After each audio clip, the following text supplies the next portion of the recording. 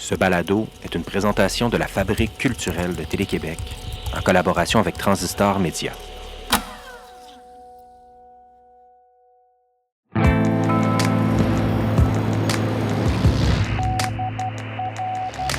Dans son roman Les Falaises, Virginie de Champlain écrit « Les sorcières, les fées, dans la nuit agitée, les cavernes sombres où les peuples cachés m'attendent. » Vous écoutez Signal Nocturne.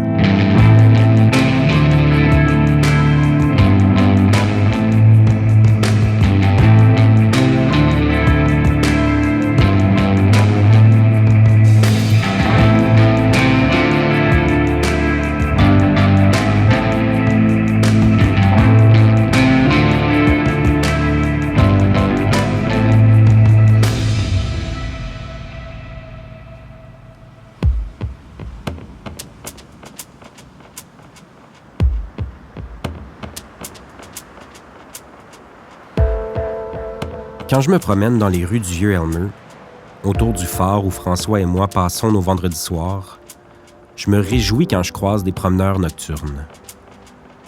À toute heure de la nuit, il y a toujours des gens qui marchent, solitaires, en duo ou en petits groupes. Sur les berges de la rivière, au quai où les voiliers sont bien cordés, dans les rues centenaires du village. Je croise des rockstars déchus et des insomniaques en quête de distraction, des vieilles amies qui profitent de la nuit étoilée et des fêtards qui appréhendent le prochain couvre-feu. Ce soir, j'ai croisé une artiste remarquable et je l'ai invitée à prendre le thé, bien au chaud, dans le studio. Émilie Monet est une créatrice originaire d'Elmer, née d'une mère Anishinaabe algonquine et d'un père d'origine française. On pourrait situer son travail au croisement du théâtre, de la performance, des arts médiatiques et du son. Il y a quelques hivers, j'étais allé à sa rencontre dans le secteur du Pontiac. Elle m'avait reçu en compagnie de Sophie Cadieux au chalet familial où elle avait parlé de ses origines et de son parcours. Je pense que j'avais toujours envie d'être comédienne ou d'être une artiste. Ma mère, elle m'a toujours donné cet éveil ou cette curiosité par rapport à la culture ou à l'art. Puis j'ai beaucoup lu aussi quand j'étais ado. Puis après, c'est venu vraiment plus vers le tard. En fait, il y a eu vraiment une révélation. Mon chum de l'époque était malade et puis il avait un cancer, puis c'était terminal en fait. Fait que j'étais aux soins palliatifs avec lui. Puis il est rentré dans un coma, puis à ce moment-là, tu vois, j'étais avec lui, je veillais sur lui, puis j'ai eu comme un déclic où je me suis dit, à un moment donné, je vais avoir 40 ans, ça va venir plus vite que ça va venir, et puis j'ai pas envie d'avoir de regrets dans ma vie. Puis c'était vraiment ça mon secret ou mon désir profond. Je l'avais pas avoué encore, donc ça a été vraiment ce déclic-là où je me suis dit, j'ai pas envie que la vie passe puis que j'ai 40 ans et que je me dise que j'ai pas fait ce que j'avais vraiment envie de faire. Donc, ça a été ce déclic-là. On va donc traverser la nuit en compagnie d'Émilie Monet, en commençant avec un extrait d'Okinum. C'est une pièce écrite et mise en scène par Émilie, publiée aux Herbes Rouges. L'œuvre continue d'être présentée sur scène depuis sa création en 2018. En langue Anishinaabe-Mohin, Okinum veut dire « barrage ».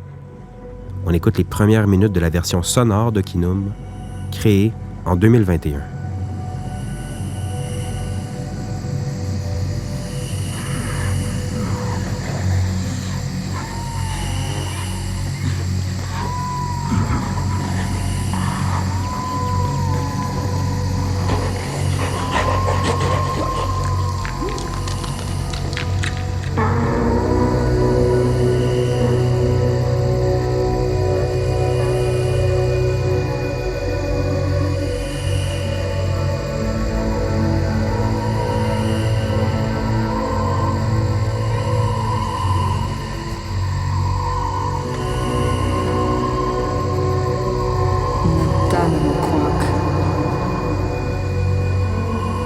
Nimushum samek mamwe nikokumashamak.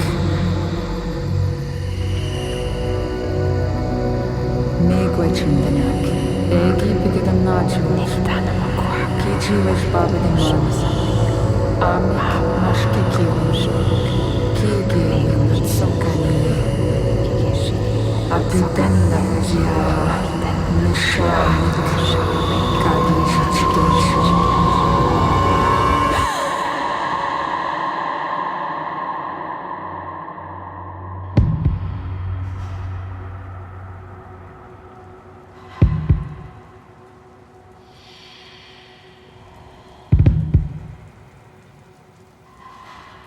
Mon cœur bat. L'intuition ne trompe pas. L'intuition, c'est comme un savoir divinatoire, une certitude, ma boussole intérieure. Un don légué par ma mère et par sa mère avant elle. Une capacité de sentir et de ressentir de façon subtile, de façon secrète aussi. Mon arrière-arrière-grand-mère s'appelait Mani. Elle était connectée au monde de l'invisible. C'est d'elle que vient le don. C'est d'elle que vient cette faculté d'entendre des voix qui bourdonnent dans mes oreilles, des voix qui chuchotent les clés manquantes pour comprendre, des voix qui révèlent, surtout lorsqu'on dort, surtout dans mes rêves. Des rêves prémonitoires, des vérités, souvent des visions.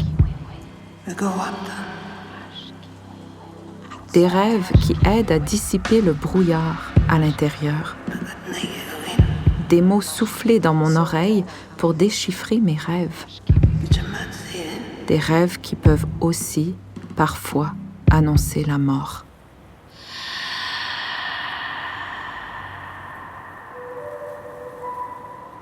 Émilie et moi, on a pris le thé ensemble, dans notre phare d'Elmer, à quelques rues d'où ses parents habitent toujours.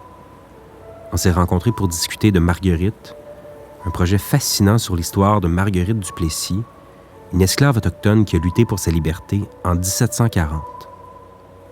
L'œuvre d'Émilie se décline en 3 formes, une pièce de théâtre, un parcours sonore et une série balado sur laquelle j'ai eu la chance de travailler avec elle. Depuis qu'on se connaît, on boit toujours la même tisane à la réglisse quand on se voit, avec des arômes d'orange, de cannelle et d'anis étoilé. Est-ce que ton thé est bon? Mon thé est bon. Mais en fait, moi, c'est une des choses que j'aime beaucoup quand je fais des enregistrements sonores. Là, j'aime ça entendre. Souvent, on boit du thé aussi, Ouais. là, surtout en milieu autochtone. Donc, tu sais, d'entendre les bruits des gens qui sirotent le thé, puis tu as l'impression de sentir un peu même la chaleur du thé ou le réconfort que ça procure à la personne qui parle. J'aime vraiment ça. Tellement. Puis tu as fait beaucoup d'entrevues quand même dans les derniers mois, que ce soit pour Okinum, pour Marguerite. Ouais. Est-ce que c'est quelque chose que tu as découvert? As-tu toujours aimé ça, faire des entretiens et enregistrer ça? Ça fait quand même un petit moment que je fais ça pour mon plaisir aussi, pour archiver, documenter aussi la parole mais surtout des aînés ou des gens qui ont des savoirs à transmettre, ou avec ma prof en Anishinaabe aussi. Donc, j'aime ça documenter, j'aime ça. Puis souvent, j'avais pas fait grand-chose avec ça avant artistiquement, tu sais, à part juste de documenter, d'archiver pour moi, pour mon processus. Mais j'aime vraiment ça inclure la parole documentaire, en fait, dans mon travail. Qu'est-ce que tu retrouves là-dedans que tu n'as pas dans une écriture qui est plus soit théâtrale ou littéraire? Une relation, je dirais. Okay. Je pense que c'est ça qui m'intéresse aussi beaucoup, c'est de sentir la réciprocité de l'échange, parce que souvent, on va aller faire des recherches et tout ça, et on se laisse inspirer, imprégner par ce qu'on découvre. Mais je trouve que dans l'entretien, dans l'oralité, on sent cette proximité, cette réciprocité aussi, parce que la personne va s'ouvrir ou va se confier selon la relation qu'elle a aussi avec toi.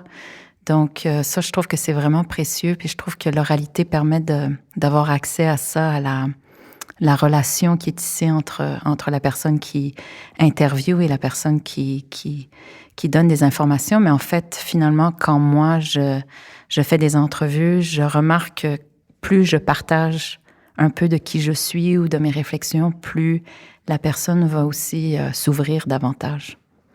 Hey, je me souviens, Émilie, je pense que ça va faire 2 ans. Tu es venue à Transistor et cette fois-là, je ne sais pas si on avait bu du thé, peut-être plus un gin. Et tu m'avais parlé de ce projet-là sur Marguerite Duplessis. Je ne connaissais pas le nom. Tu m'as fait découvrir cette femme, ce personnage historique, en me disant que tu voulais travailler sur cette figure-là, que c'était un sujet qui te trottait en tête depuis de nombreuses années. Comment tu as découvert Marguerite Duplessis? Comment elle est entrée dans ta vie?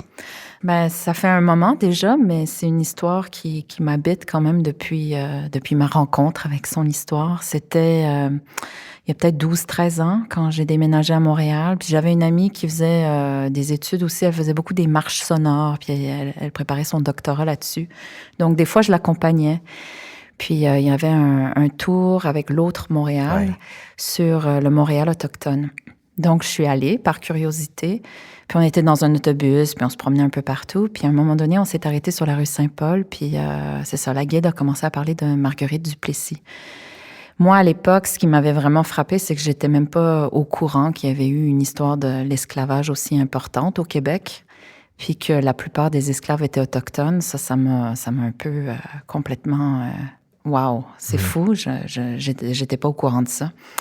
Donc, c'est un peu parti de ça. Puis après, ben, je me suis renseignée un peu. Il y a des choses sur Internet quand même sur elle. Il y a des historiens qui se sont penchés sur son cas parce que elle a entamé en fait un processus qui avait jamais été entamé avant par une personne mise en esclavage. C'est-à-dire qu'elle a adressé le Conseil supérieur de la Nouvelle-France pour faire reconnaître sa liberté, en fait, qu'elle était née une femme libre. Et c'était la première fois dans l'histoire qu'une personne mise en esclavage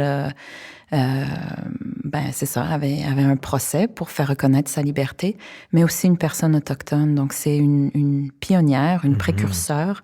Elle n'a pas gagné. Évidemment, le système de justice à l'époque n'était pas fait pour que des personnes mises en esclavage ou des autochtones ou même des femmes puissent obtenir justice. Ouais. Mais elle aurait pu créer un précédent. Et ça, c'est quand même important. Donc, j'avais comme envie de ramener sa mémoire à la surface, puis aussi d'interroger pourquoi est-ce qu'on ne sait pas son histoire ou pourquoi est-ce qu'on ne parle pas de l'esclavage ici au Québec, en Nouvelle-France. Mais moi, ce qui m'intéresse aussi, dans son histoire, plus qu'un personnage historique, c'est de voir les résonances de son histoire aujourd'hui pour des femmes aujourd'hui. Donc, c'est là-dessus que j'avais envie de me concentrer avec ce projet. Tu as rencontré plein de gens. C'est quoi la trajectoire qu'a eu ce projet-là dans les dernières années? Ben, beaucoup de choses. Il y a eu la pandémie, en fait, aussi. Au début, je devais même aller au Nebraska puis au Missouri parce que ça aurait été de là qu'elle serait, en fait. Si elle n'avait pas dit la vérité dans son procès, parce qu'elle argumentait qu'elle était née de Monsieur Duplessis, en fait, c'était son père, et que sa mère, c'était une femme autochtone esclave. Mais bon, après, il y a des historiens qui disent que c'est peu probable, qu'en fait, elle essaie de trouver une tactique pour se sortir de sa situation, parce qu'en fait, au moment où elle a entamé ses démarches pour faire reconnaître sa liberté, elle était emprisonnée pour être déportée en Martinique, où elle allait être revendue. Donc, j'avais envie de voir d'où elle venait, les Pawnees. C'était probablement de là qu'elle était issue. La plupart des esclaves autochtones étaient de cette nation-là, et des renards aussi. Et donc, voilà. Mais ça s'est pas fait. Mais je suis allée en Martinique quand même. Donc, je suis allée sur sa trace. Je suis allée 1 mois en Martinique. Et j'ai pas trouvé de traces de Marguerite, mais je me suis beaucoup imprégnée de l'île, de l'histoire là-bas. J'ai fait des rencontres aussi. Puis... Comment tu te sentais sur place en Martinique? En fait, ce qui m'a vraiment interpellée, c'est le volcan, en fait, la montagne Pelée, en Martinique. Puis c'est là que j'ai commencé à faire des liens aussi au niveau des volcans, parce que Montréal, en Anishinaabe-Moin, ça veut dire, on appelle Montréal Mooniyang. Et Mooniyang voudrait dire un endroit creux. Donc, sous la montagne, le Mont-Royal, il y a du magma. C'est un volcan qui n'a jamais été créé avec le temps, mais il y a de la pierre volcanique sous le Mont-Royal. Donc, je trouvais ça intéressant aussi de partir de ça comme une analogie aussi à des mémoires qui sont enfouies ou endormies. Et puis, l'appeler en Martinique, quand il y a eu l'éruption en 1902, ça a été une éruption vraiment terrible, là, la plus grande éruption même du 20e siècle. Donc, Saint-Pierre, à l'époque, c'était une ville, il y avait le téléphone, c'était une ville très développée. Donc, quand la Pélée a fait couler toute sa lave, ça a anéanti des plantations de canne à sucre, des maîtres, des esclaves, tout le monde. Donc, sans discrimination, elle a anéanti tout le monde. Mais ce que je trouvais vraiment intéressant, parce qu'il y a un musée du volcan à Saint-Pierre, et tu vois les objets encore qui ont été recouverts de lave volcanique, et c'est magnifique, là. Puis, justement, ça a inspiré André Breton, entre autres. Même Picasso, il parle de ça dans le musée. Donc, tu comprends... Tu comprends un peu comment ça a pu aussi inspirer un courant comme le surréalisme aussi. Écoutons un extrait du balado Marguerite la traversée, dans lequel on entend Aline Ndiaye, alias Webster, précédée d'Émilie Monet.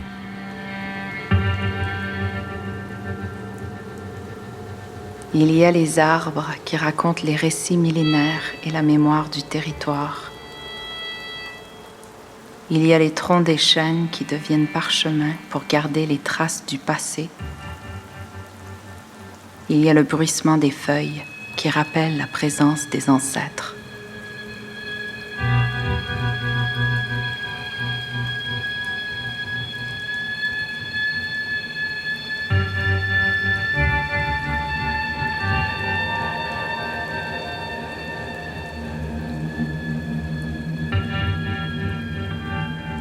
Cette forêt majestueuse, c'est sûrement ce que Marguerite a d'abord remarqué quand elle est arrivée ici. Pendant les guerres napoléoniennes, les chênes vont être complètement décimés parce que les Anglais auront besoin de mâts pour leurs bateaux de guerre. En 1960, la publication du livre « L'esclavage au Canada français » provoque un scandale dans le milieu universitaire et religieux. Plusieurs s'opposent à reconnaître la pratique de l'esclavage ici. L'auteur du livre, Marcel Trudel, est un précurseur qui permettra à ce pan de notre histoire de remonter à la surface. L'historien a aussi publié Dictionnaire des esclaves et de leurs propriétaires au Canada français. Ce livre montre à quel point nos ancêtres québécois ont été partie prenante de ce système. Marcel Trudel a répertorié 4185 esclaves. Beaucoup d'historiens utilisent ce peu de nombre pour banaliser l'esclavage ici. Donc, je veux dire, même des historiens qui sont encore vivants aujourd'hui, qui nous disent « Ah oui, non, mais c'était des membres de la famille. Ils se sont traités comme des membres de la famille. C'était comme une adoption, si on veut. Tu sais, c'est l'esclavage light. Tu sais? Mais la seule raison pour laquelle l'esclavage ici n'est pas un esclavage économique, c'est une question climatique. Il fait trop froid pour avoir des plantations de canne à sucre. Il fait trop froid pour avoir des rizières, pour faire pousser le riz. Il fait trop froid pour avoir des plantations de cacao, de café, de coton, d'indigo. C'est la seule raison. C'est pas parce que nos ancêtres étaient meilleurs. Mais je trouve que c'est une méconnaissance de cette pratique qu'est l'esclavage. Et c'est une banalisation dangereuse parce qu'on banalise tout le côté psychologique de l'esclavage. Dans les documents, on comprend que les sévices sexuels avaient la part belle dans notre histoire. Et comme on dit toujours, il n'y a pas de consentement en esclavage. Cette domination, cette dynamique de pouvoir fait qu'il n'y a pas de consentement pour la femme. C'est-à-dire qu'elle a le choix, soit d'accepter ou d'être forcée.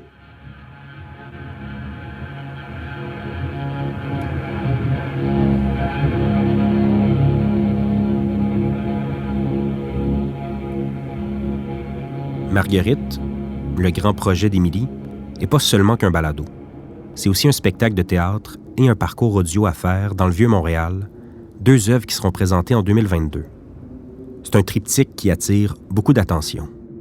Ben, je vois un intérêt, en tout cas, pour mon projet. Je vois des invitations, des portes qui s'ouvrent, des médias qui sont intéressés à en parler. Donc, je me dis, OK, ben, on est rendu là dans la conversation, puis c'est le fun. C'est le fun qu'il y ait cet intérêt-là.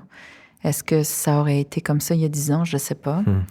Mais je me dis que c'est un signe qu'en tant que société, on est prêt à avoir ce genre de conversation-là. Puis c'est peut-être pas des conversations super confortables, mais je pense qu'il faut qu'on passe là-dessus pour pouvoir passer à autre chose aussi, pour pouvoir parler de lumière, de guérison aussi, quelque part.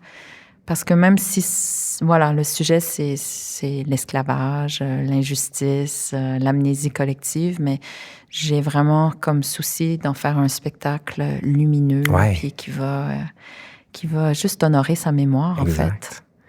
Puis ce que je trouve fascinant dans ce que tu en fais, c'est de tisser des liens aussi avec des enjeux contemporains et des choses qui sont tellement actuelles. Que ce soit dans le traitement des femmes et les liens entre ce qui s'est passé en 1740 et ce qui se passe en 2021-22 sont assez fous. Ouais. Comment t'inscris ça dans le présent, ce projet-là?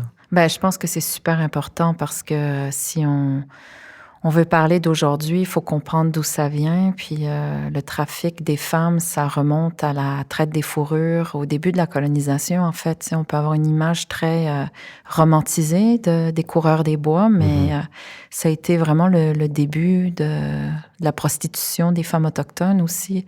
Ça, on en parle beaucoup en milieu autochtone, mais c'est pas une conversation qu'on a beaucoup autrement. Donc, je pense que c'est important de faire ces liens pour comprendre aussi que si on veut se projeter dans l'avenir, il faut guérir aussi le passé. Donc, c'est dans cette optique-là. Mais je me souviens que toi, tu étais là quand on avait fait une entrevue avec une femme survivante aussi. Mais moi, je me souviens, cette personne-là, bon, elle veut qu'on garde son nom. Son anonymat. Son anonymat, mais ce qui m'avait vraiment frappée, c'était la force.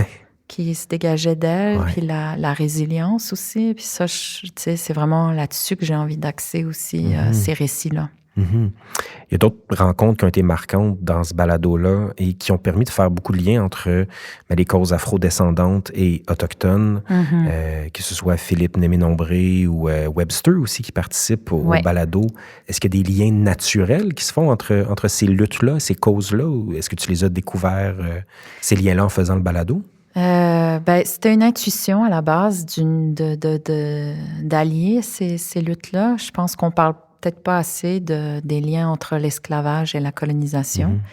Et en fait, c'est des liens qui sont très évidents quand on y pense.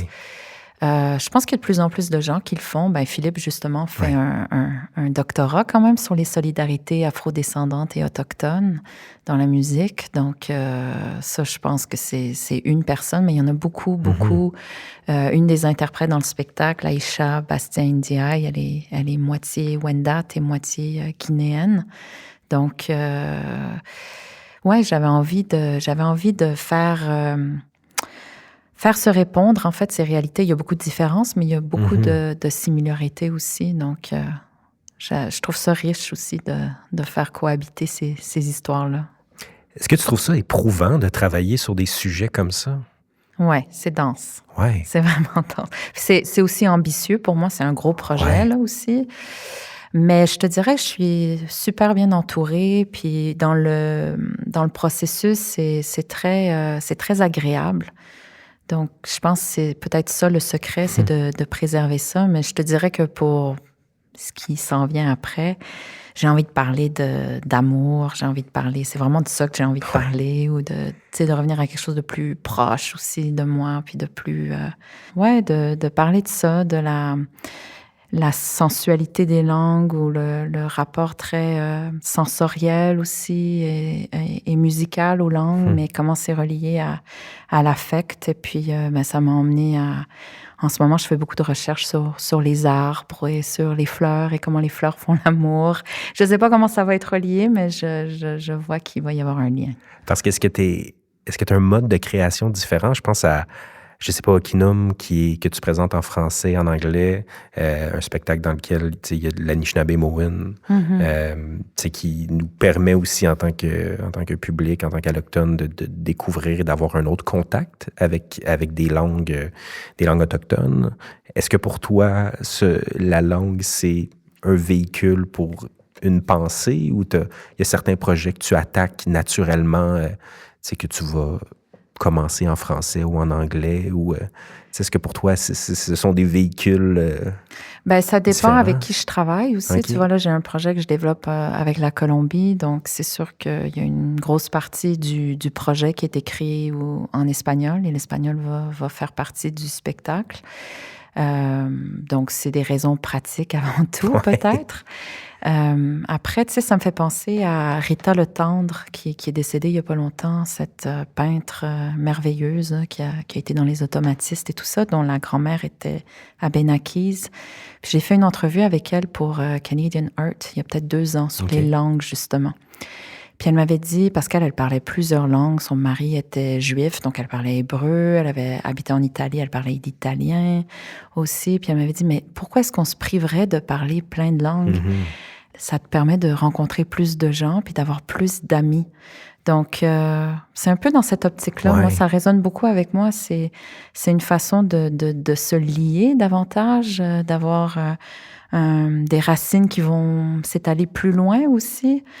Donc c'est ça, tu sais. Puis pour moi, c'est une façon de nourrir toujours mon lien avec le Brésil ou avec l'Amérique du Sud, où j'ai passé beaucoup de temps là, dans ma vie. Donc, c'est une façon de juste entretenir les liens, les relations que j'ai avec les gens là-bas.